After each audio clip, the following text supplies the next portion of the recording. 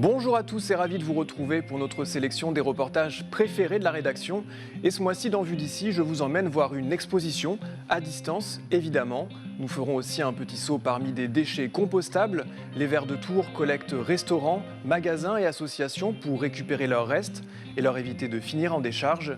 Et enfin, pour terminer, ce sera l'heure des chênes de Montpoupon, 5 arbres abattus dans la majestueuse forêt du domaine pour reconstruire la charpente de Notre-Dame de Paris.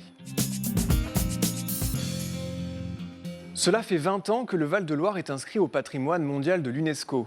Pour l'occasion, au château de Tours, 28 photographes affichent 28 regards de Loire, le nom de cette exposition. Confirmés, jeunes créateurs ou scientifiques, ils apportent leur vision sur le fleuve et l'activité humaine autour. L'installation reste inaccessible pour le moment malheureusement, mais notre journaliste a tout de même rencontré sur place François Tomasi, photographe tourangeau depuis 30 ans. La Loire qui rentre au musée des Beaux-Arts de Tours, fiction ou prédiction. Le photographe François Tomasi, amoureux de la Touraine, nous plonge ainsi dans son univers, à la fois très personnel et artistique. Pour moi, la Loire est une œuvre à part entière, c'est un spectacle vivant, c'est tout un ensemble. Avec ça, ça me permet de travailler sur mes rêves, de travailler sur l'imaginaire, c'est ça qui est fantastique, donc je voulais symboliser ça. Et bon, le musée des Beaux-Arts, c'est la pierre solide fabriquée par l'homme, et la Loire, elle s'invite, voilà, parce que je me dis que peut-être un jour, on aura une crue phénoménale comme il y a pu avoir avant, donc tout est mêlé, l'écologie, le culturel, la photo, je m'amuse, quoi. Fascinante de par ses couleurs, ses courants, son histoire, la Loire et ses 280 km de long est aussi majestueuse grâce aux éléments qui l'entourent. L'eau, la pierre, la vigne et le jardin, 4 composants qui font partie intégrante des paysages de Loire, inscrits il y a 20 ans au patrimoine de l'UNESCO.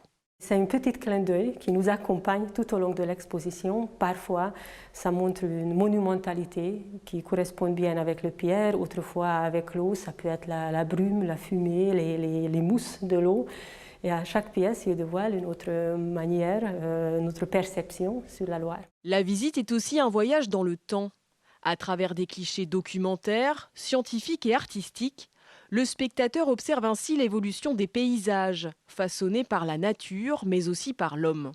L'exposition Regards de Loire est à découvrir virtuellement pour le moment, sur le site du château de Tours, jusqu'à fin avril. Coup de projecteur sur une association tourangelle. Son objectif, limiter les déchets à l'enfouissement. Et cela passe par une collecte des restes de nourriture. En effet, ceux-ci peuvent représenter pour la moitié du volume de nos poubelles. Le ramassage est fait à vélo auprès de restaurants et de magasins. La finalité, créer du compost et nourrir toute une colonie de vers de terre.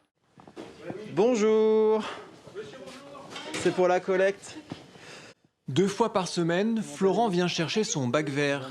Une quinzaine de kilos de déchets organiques mis de côté par ce restaurant. À l'exception de la viande et du poisson, tout y passe. Coquilles d'œufs, le marc de café, toutes les pluches. Pour la cuisine, ça ne change pas grand-chose. On a un petit seau poubelle où on épluchait tous nos légumes. Donc juste là, en fait, on évite de mettre les papiers films ou faire des choses comme ça. Selon le poids ramassé, restaurants et magasins partenaires reversent une somme modique. Les Verts de Tours sont 4 aujourd'hui dans l'association. Leur objectif, collecter 10 tonnes à vélo de matière organique par mois, des déchets qui pèsent pour plus de la moitié des poubelles des professionnels et jusqu'à un tiers de celles des particuliers. Ils veulent les valoriser. Il y a aussi cette logique de se dire finalement il y a 2 problèmes qui sont les sols qui perdent en fertilité et des poubelles qui s'amoncellent, qu'on est obligé de brûler ou d'enfouir, alors qu'au final en collectant les biodéchets, en les sortant de la poubelle, on arrive à en faire une ressource. Et la finalité, la voilà. Un compost XXL et une table royale pour les résidents des lieux. Ils sont sur le dessous et ils sont en train de manger tous les déchets organiques qu'on a mis ces dernières semaines. À terme, ces vers de terre doivent être vendus pour les lombricomposteurs des particuliers. 50 € le kilo. Associé à la fabrication du compost, le modèle pourrait être viable et créer des emplois. L'objectif, c'est d'arriver à un modèle qui permette de faire vivre 2 personnes et demie par vélo et remorque. Bon, c'est pas gagné d'avance, on sait que ça va être compliqué. Et il va falloir être patient. Les Verts devraient voir leur population tripler d'ici l'année prochaine. Le temps peut-être de trouver d'autres lieux où installer ces composts. Direction Loches à présent et sa collégiale Saint-Ours. Sur place, un mystère depuis 500 ans. Le duc de Milan, Ludovic Sforza, y est-il oui ou non enterré? Les premiers écrits à l'affirmer sont rédigés plus de 60 ans après sa disparition, d'où le débat parmi les historiens. Une question sur le point d'être résolue avec des fouilles. Cette confirmation apporterait un intérêt touristique à la ville, mais aussi un éclairage sur la manière de traiter les prisonniers à l'époque. Ces os sont-ils ceux de Ludovic Sforza? C'est la question à laquelle l'équipe d'archéologues menée par Pierre Papin tente de répondre. Lors de précédentes fouilles, il y a 1 an, ils ont localisé la sépulture du baron de l'Escouette, à côté duquel se trouverait Ludovic Sforza, d'après des sources postérieures à sa mort. Aujourd'hui, 2 corps intéressent les spécialistes, dont un en partie prélevé l'année dernière. La tombe qu'on a partiellement fouillée l'année dernière peut être soit Ludovic Sforza, soit le baron de l'Escouette. Et la tombe d'à côté, inversement. Pour en avoir le cœur net, de nombreuses analyses s'imposent. Les premières datations au carbone 14 effectuées sur l'un des corps sont significatives. Reste désormais à dégager totalement les os et à examiner leur composition. Par exemple, l'eau bue pendant l'enfance laisse des traces qui permettent de localiser le lieu de vie d'une personne. Tous ces travaux, s'ils sont concluants, peuvent faire office de preuve. Si on a 2 individus dont l'âge au décès concorde, dont la chronologie concorde, dont les datations concordent, et qui correspondent à 2 individus où on sait qu'il y en a un qui vient plutôt du sud de l'Europe et l'autre plutôt de Bretagne, et ben, en gros, on pourra estimer qu'on a réuni 99% des preuves qui nous indiquent bien qu'on a affaire aux 2 individus qui nous intéressent, le baron de l'Escouette et Ludovic Sforza. Pour le moment, le mystère Sforza reste entier et l'enjeu historique est important. Cette découverte pourrait se retrouver dans des livres d'histoire. C'est la résolution d'une énigme dont tout le monde parle depuis le 19e siècle. Ça permettrait de mettre fin à une inconnue historique. Les recherches prendront fin dans 1 mois et le verdict devrait tomber au début de l'été prochain. Amateurs de vieilles voitures, je vous propose de découvrir le seul artisan français à restaurer des radiateurs de collection. Installé à Loches, distingué entreprise du patrimoine vivant, Touraine Radiateur répare ou reconstruit ses installations de refroidissement. Les commandes peuvent venir du monde entier pour des modèles prestigieux d'avant-guerre, Bugatti ou Delaunay. Un travail artisanal et minutieux à chaque fois, portrait. Qu'il soit industriel ou agricole, ici le cœur du moteur, c'est le radiateur. Mais depuis 2012, l'entreprise de Pascal Pro s'est ouvert un nouveau débouché, la restauration de radiateurs de collection, comprendre, de voitures d'avant-guerre. Je suis en train de fabriquer un faisceau de radiateurs en nid d'abeille. Donc c'est nous qui fabriquons les tubes. On coupe à dimension ces tubes. Donc nous on monte cet assemblage de tubes pour pouvoir faire notre faisceau à dimension par rapport au radiateur.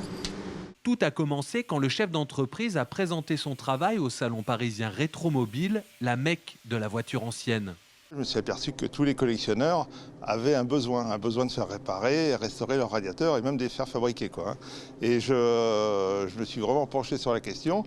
Et puis depuis une dizaine d'années, à chaque radiateur qui arrive ici, on se pose la question comment ça a été fabriqué et on essaie de reproduire à l'identique tous les radiateurs qu'on reçoit ici.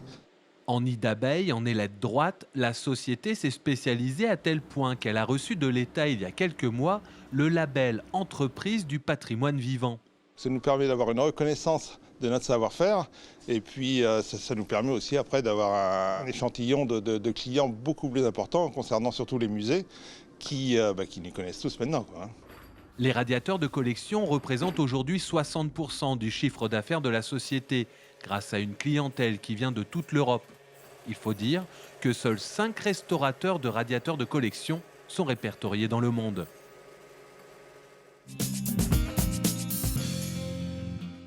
Souvenez-vous, nous sommes en avril 2019. Un incendie géant ravage le toit de Notre-Dame de Paris pendant près de 15 heures. L'émoi est alors international et l'engagement rapidement pris, reconstruire l'édifice à l'identique. On se souvient de promesses de dons qui dépassent le milliard d'euros et la solidarité passe aussi par un apport en nature, comme pour la charpente, des chênes de 150 ans offerts par le château de Montpoupon. Regardez. Pour choisir les plus beaux chênes du domaine de Montpoupon, il faut s'armer de patience.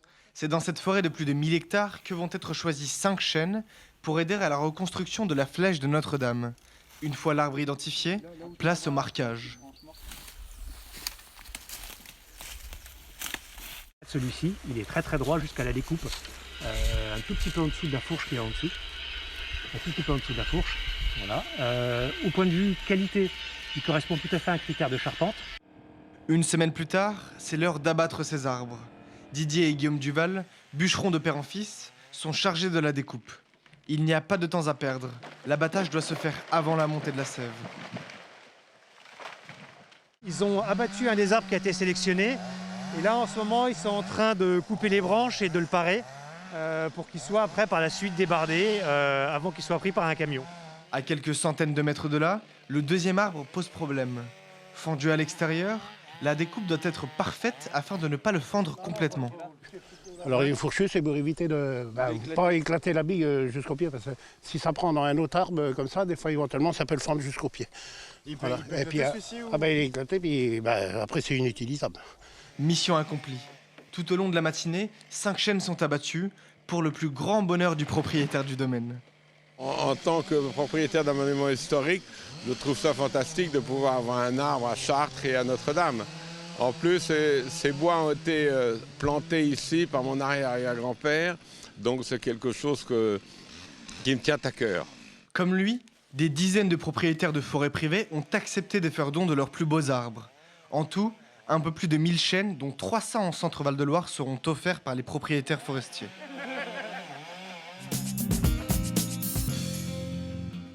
C'est la fin de ce numéro. Merci à tous de l'avoir suivi. Vous aussi, vous pouvez nous proposer vos reportages préférés sur les réseaux sociaux et tvtour.fr. Excellente fin de journée à vous sur notre chaîne et à bientôt pour un nouveau Vu d'ici.